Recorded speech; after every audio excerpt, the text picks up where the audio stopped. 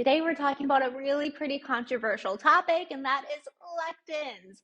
So I'm probably going to get some hate mail, but it's probably going to be from people who don't actually watch this video, because if they did, they might start to second guess their very strong opinions on the hate of lectins. So the thing is, we do have some research showing that lectins can negatively impact gut health. However, when pulled together with all the other research we have and looked at from a big picture point of view, there are ways to eat lectins where we get all the health benefits from the lectins without the harm of them wreaking havoc in our gut. So we're going to talk through all of that in this video. Let's rewind a little bit and talk about what exactly are lectins. So we know about 500 different lectins that we're able to pull from different plants. The plants that are highest in lectins include legumes, grains, some fruits and veggies, so mostly like beans and lentils and such, and grains. Now, the amount of lectin does vary based upon where it was grown, and then also the part of the growing cycle that that plant was harvested in. So what the lectins do for the plant is that they actually help to protect the plant. So the plant creates them to help ward off insects and funguses and diseases. And that's where the research stems, showing that, if humans consume too many of these lectins, it can cause some micro damage in the gut and possibly contributing to that intestinal permeability. And then, things like food sensitivities where it's triggering your immune system. There's also research, and even in the past 2 years, on showing the antiviral properties of lectins and the anti-cancer properties. And the researchers are really interested in lectins because of the health benefits of it. So it's very interesting that they have these two camps, right? Like, well, lectins and all the health benefits, and oh my God, don't ever eat lectins because it's going to destroy your gut and thus destroy your body, because the gut's the center of so much, right?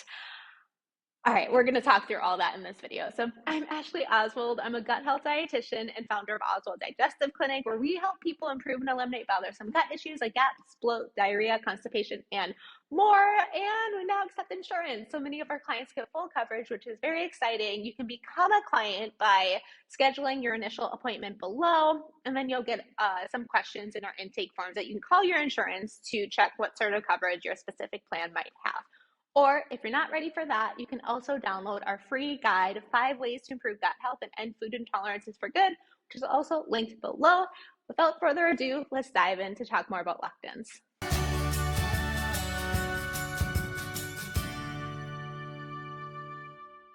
So let's just dive right into it. We're going to be comparing animal research to human research, and this is the key to the point I'm trying to make. Animal research is really concerning, showing how when the animals were given these lectins, yes, it damaged the gut. It caused alterations. It caused damage to the villi, which are these little, you can think of them as like mounds that increases the surface area to help with food absorption. So it started to damage those. It decreased enzyme activity, which decreases nutrient absorption. It negatively impacted the immune system and intestinal permeability.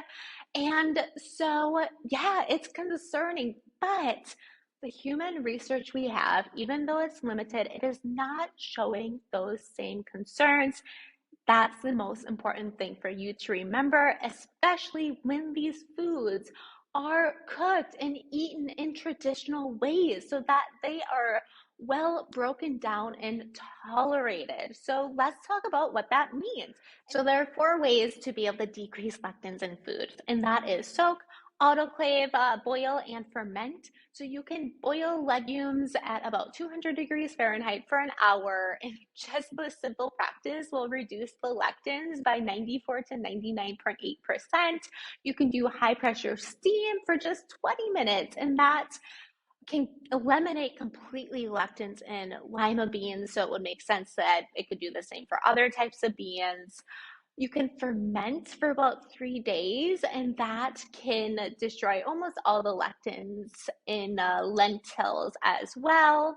And then just know that the microwave is not effective, and then roasting and baking could actually increase lectins, but that doesn't make any sense when you're preparing beans, right? You're not going to roast raw beans. So Just, yeah, some of it's common sense and what you're probably doing already. So if you're eating real foods and preparing them properly, you really do not have to worry about lectins damaging your gut is the end of the story. So thanks for watching this video.